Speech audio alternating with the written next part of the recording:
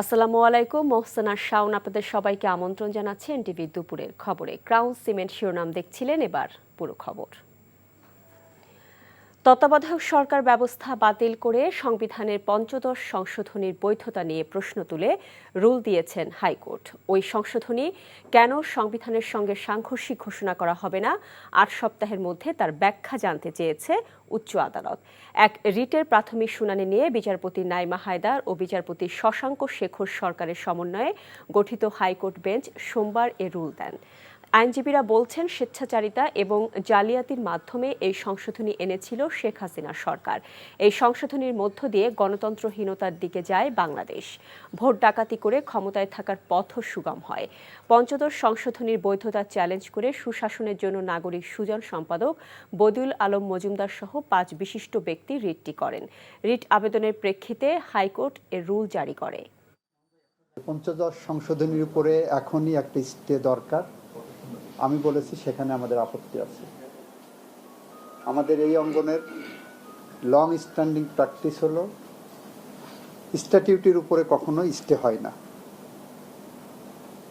ওনারা আমাদেরকে শোনার পরে যদি মনে করেন দিস অ্যামেন্ডমেন্ট ইজ ভয়েড আব ইনিশিও, সেটা ডিক্লেয়ার করতে পারেন।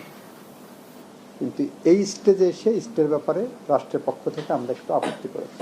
পঞ্চদশ সংশোধনী পাশ করা হয়েছে সম্পূর্ণ স্বেচ্ছাচারিতার ভিত্তিতে এবং মিথ্যাচার জালিয়াতির মাধ্যমে। সাবেক প্রধানমন্ত্রী বলেছে, আমি তত্ত্বাবধায়ক সরকার ব্যবস্থা বাতিল করি নাই, আদালত করেছে।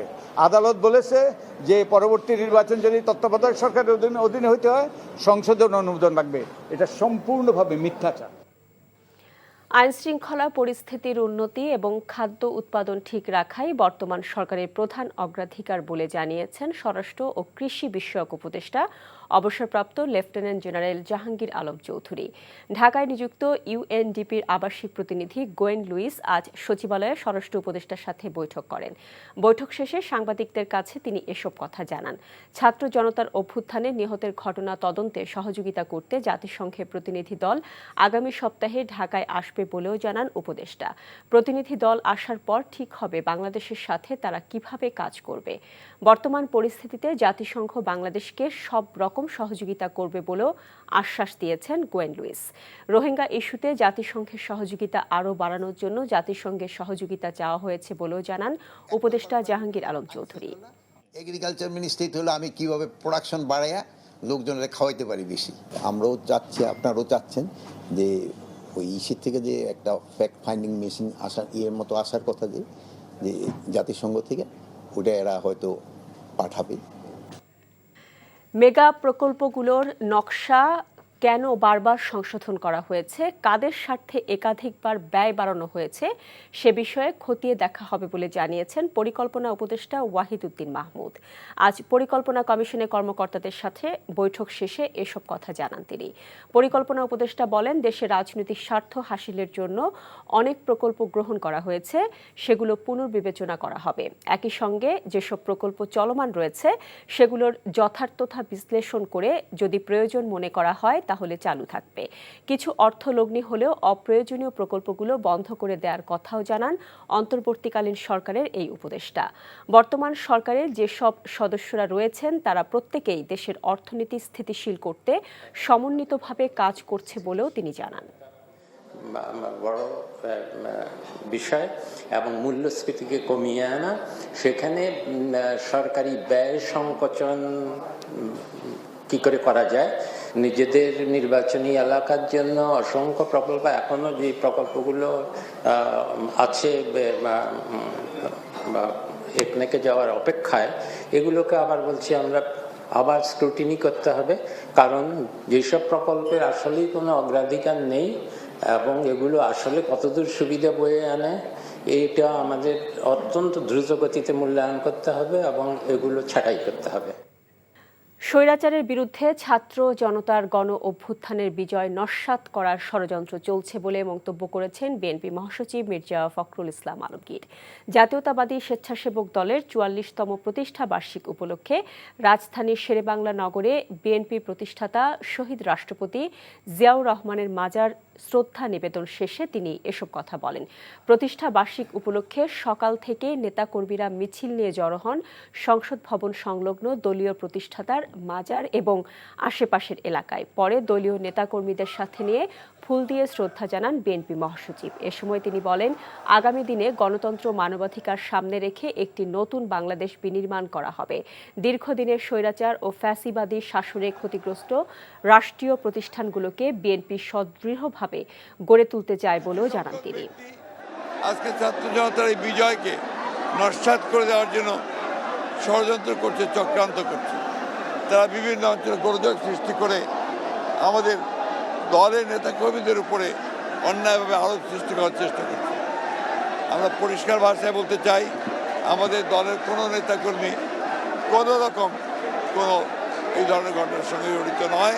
আমরা চাই একটা গণতান্ত্রিক বাংলাদেশ, সাম্য, মানবিক অধিকার, ন্যায় বিচারকে প্রতিষ্ঠিত করে আমরা এই নতুন বাংলাদেশ গঠন করতে চাই। 493 উপজেলা চেয়ারম্যান, 323 পৌরসভার মেয়র এবং 60 জেলা পরিষদ চেয়ারম্যানকে অপসারণ করে প্রজ্ঞাপন জারি করেছে স্থানীয় সরকার বিভাগ। পাশাপাশি এসব পদে প্রশাসক নিয়োগ দেওয়া হয়েছে। আজ স্থানীয় সরকার বিভাগ থেকে এ সংক্রান্ত পৃথক 3টি প্রজ্ঞাপন জারি করা হয়। এর আগে 16 আগস্ট সরকারি এক তথ্য বিবরণীতে জানানো হয়, বিশেষ পরিস্থিতিতে অত্যাবশ্যক বিবেচনা করলে সরকার জনস্বার্থে কোনো সিটি কর্পোরেশন ও পৌরসভার মেয়র এবং কাউন্সিলরকে অপসারণ করতে পারবে। একইভাবে জেলা পরিষদের চেয়ারম্যান এবং সদস্য ও উপজেলা পরিষদের চেয়ারম্যান, ভাইস চেয়ারম্যান ও মহিলা ভাইস চেয়ারম্যানদের অপসারণ করতে পারবে। আর শূন্য পদগুলোতে প্রশাসক নিয়োগ দিতে পারবে সরকার। এমন বিধান রেখে সংশোধিত স্থানীয় সরকার অধ্যাদেশ 2024-এর খসড়া অনুমোদন করেছে অন্তর্বর্তী সরকারের উপদেষ্টা পরিষদ। পরদিন 17 আগস্ট এ সংক্রান্ত অধ্যাদেশ জারি করেন রাষ্ট্রপতি। দীর্ঘ 7.5 বছর পর নিজ কার্যালয়ে ফিরেছেন দেশের জনপ্রিয় টিভি চ্যানেল এনটিভির চেয়ারম্যান এবং ব্যবস্থাপনা পরিচালক আলহাজ মোহাম্মদ মোসাদ্দেক আলী। ছাত্র জনতার আত্মত্যাগে পাওয়া নতুন বাংলাদেশে আরও দায়িত্বশীল সংবাদ পরিবেশন করে সত্য তুলে ধরবে এনটিভি, এমন প্রত্যাশার কথা তিনি জানান। দর্শকের ভালোবাসায় এনটিভি আরও এগিয়ে যাবে বলেও প্রত্যাশা ব্যক্ত করেন এনটিভি চেয়ারম্যান ও ব্যবস্থাপনা পরিচালক। আরও জানাচ্ছেন নাজিবুর রহমান।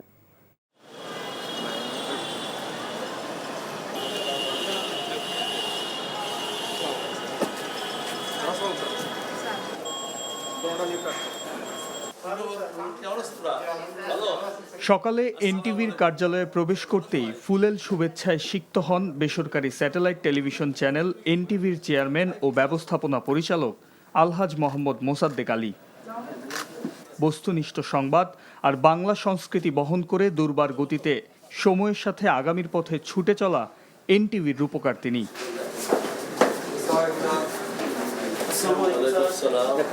রাজনীতির রোষানলের শিকার হয়ে দীর্ঘ 7.5 বছর দেশের বাইরে থাকতে হয় সাবেক প্রধানমন্ত্রী বেগম খালেদা জিয়ার রাজনৈতিক উপদেষ্টা মোহাম্মদ মোসাদ্দেক আলীকে। ছাত্র জনতার গণ অভ্যুত্থানের পর দেশে ফিরেন তিনি। তার অনুপস্থিতিতে এনটিভির কর্মীরা পেশাদারিত্বের সাথে সংবাদ ও অনুষ্ঠান সম্প্রচার করায় সকলের প্রতি কৃতজ্ঞতা প্রকাশ করেন প্রতিষ্ঠানের চেয়ারম্যান ও ব্যবস্থাপনা পরিচালক। যাদের ত্যাগের বিনিময়ে নতুন বাংলাদেশ পেল দেশের জনগণ, তাদের প্রতি গভীর শ্রদ্ধা জানান তিনি। যাদের পরিশ্রমে যারা জীবন দিয়েছে, তাদের এই ছাত্র জনতা, তাদের কথা আমাদেরকে মনে রাখতে হবে। তাদের যেই চিন্তা, যাদের যে টিম স্পিরিট, সেটা কাজে লাগাতে হবে। আমাদের অনেকে চলে গেছে, যেতে আমাদের সবাই হবে। যারা গেছে আল্লাহর দরবারে তাদের জন্য দোয়া করি, আল্লাহ তাদের জান্নাত নসিব করুক। তাদের এই ত্যাগ যেন আমরা ভুলে না যাই। আলহামদুলিল্লাহ, খুব ভালো লাগছে। আল্লাহর দরবারে শুকরিয়া আদায় করছি সর্বপ্রথম যে মহান আল্লাহ রব্বুল আলামিন দয়া করে আমাদেরকে আবার একত্রিত করেছে। দীর্ঘ 7.5 বছর পরে আমি আবার এনটিভিতে আসলাম। আমি সবসময় বলে থাকি যে এনটিভি একটি পরিবার। আমি ছিলাম না, কিন্তু আমার এই পরিবারের সকল সদস্য নিজের এই প্রতিষ্ঠানকে আগলে রেখেছে, জীবন দিয়ে কষ্ট করেছে। করোনা সহ সকল সময় আমরা অনেক কিছু হারিয়েছি, কিন্তু অনেক কিছু আবার পেয়েছি। যেমন লিডারশিপ তৈরি হওয়া দরকার, একজন না থাকলে আরেকজন কীভাবে কাজ করবে সেটা শিখে গেছে। আমি মনে করি না কারোর জন্য কোনো কাজ বসে থাকবে, এবং এনটিভি এটা শিখিয়েছে।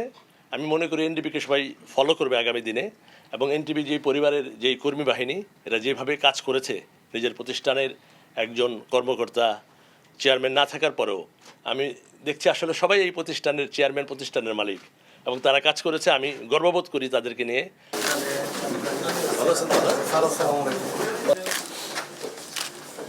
আগামীতেও এনটিভি বস্তুনিষ্ঠ সংবাদ ও অনুষ্ঠান সম্প্রচার করে দেশীয় সংস্কৃতিকে সারা বিশ্বের মানুষের কাছে পৌঁছে দেবে। সময়ের সাথে আগামীর পথে এই চিরায়ত স্লোগানকে বুকে ধারণ করে আধুনিক তথ্য প্রযুক্তির ব্যবহারের মাধ্যমে দ্রুত মানুষের কাছে তথ্য পৌঁছে দেবেন এনটিভির সংবাদকর্মীরা, সেই প্রতিশ্রুতির কথাও তুলে ধরেন এনটিভির চেয়ারম্যান ও ব্যবস্থাপনা পরিচালক। আমাদের স্লোগানই হচ্ছে সময়ের সাথে আগামীর পথে। আমরা সকল সময় আমাদের যুবকদের আমরা সুযোগ দিয়ে থাকি। আমরা আশা করব আমাদের এই যে এবার যে আমরা সবাই বলে আমরা দ্বিতীয় বিজয়, দ্বিতীয়বার আমরা স্বাধীন করেছি, এবং আগামী দিনগুলোতে এনটিভিতেও আমি বলবো এনটিভি সকল সময় সত্যর সাথে ছিল, সকল সময় সত্য নিউজ সকল সময় সবার আগে প্রচার করেছে। আগামী দিনগুলোতে আরও দায়িত্বশীল হবে। এবারের এই কর্মসূচি দেখে আমাদের তরুণদের, আমাদের এই ছেলেদেরকে, মেয়েদেরকে আমরা আশা করব এই তরুণ সমাজ নিয়ে বাংলাদেশ যেমন গড়বে, এনটিভি তার পাশে সকল সময় থাকবে। শেখ হাসিনা সরকারের রোষানলে পড়ে একের পর এক মিথ্যা মামলায় জর্জরিত হয়ে দেশের বাইরে চলে যেতে বাধ্য হন আলহাজ মোহাম্মদ মোসাদ্দেক আলী। 18ই আগস্ট দেশে ফেরেন তিনি। Najibur Rahman, NTV news, Dhaka. বিভিন্ন দেশে নানা ধরনের পেঁয়াজে ভরে উঠেছে দেশের সবচেয়ে বড় পাইকারি বাজার চট্টগ্রামের খাতুনগঞ্জ। এই বাজারে সর্বনিম্ন 60 টাকা থেকে 70 টাকা কেজিতে পেঁয়াজ বিক্রি হচ্ছে পাকিস্তান, চীন, তুরস্ক থেকে আমদানি করা পেঁয়াজ। তবে ভারত ও দেশীয় পেঁয়াজ বিক্রি হচ্ছে 92 থেকে 95 টাকায়। নানা দেশ থেকে আসা পেঁয়াজ বিক্রিও হচ্ছে নানান দামে। বাজারে এখন সবচেয়ে কম দামে বিক্রি হচ্ছে চায়নার পেঁয়াজ, কিন্তু পাইকারি বাজারে দাম কমার এই প্রভাব এখনো পড়েনি খুচরা বাজারে। ব্যবসায়ীরা বলছেন বিভিন্ন দেশ থেকে পেঁয়াজ আমদানি বেড়েছে আর চাহিদা কমে যাওয়ায় দাম কমতে শুরু করেছে। বিসিবি পরিচালকের পদ থেকে পদত্যাগ করেছেন জালাল ইউনুস। বিগত কয়েকদিন ধরেই গুঞ্জন ছিল পদত্যাগ করতে রাজি হয়েছেন বোর্ড পরিচালকরা। তারই ধারাবাহিকতায় সোমবার সকাল 11টায় ক্রীড়া মন্ত্রণালয়ে পদত্যাগপত্র জমা দিয়েছেন জালাল ইউনুস। তিনি কর্মরত ছিলেন ক্রিকেট পরিচালনা বিভাগের প্রধান হিসেবে। কাউন্সিলর না হয়ে জাতীয় ক্রীড়া পরিষদ মনোনীত পরিচালক হিসেবে দায়িত্ব পালন করছিলেন তিনি। এছাড়া অন্তর্বর্তীকালীন সরকারের যুব ও ক্রীড়া উপদেষ্টা আসিফ মাহমুদ সজীব ভুইয়া মিরপুরে উপস্থিত হয়েছেন বিসিবি পরিদর্শনে। বাংলাদেশ ক্রিকেট দলের সাবেক অধিনায়ক তামিম ইকবালকেও দেখা গেছে বিসিবিতে। উপস্থিত ছিলেন বিসিবির প্রধান নির্বাহী নিজামুদ্দিন চৌধুরী সুজন।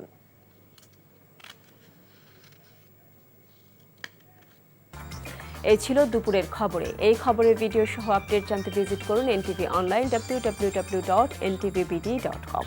এছাড়াও এনটিভি জনপ্রিয় সব অনুষ্ঠান ও খবরের আপডেট জানতে ভিজিট করুন আমাদের ইউটিউব ও ভেরিফাইড ফেসবুক পেজ। 5টায় দেশের খবর দেখার আমন্ত্রণ রইল।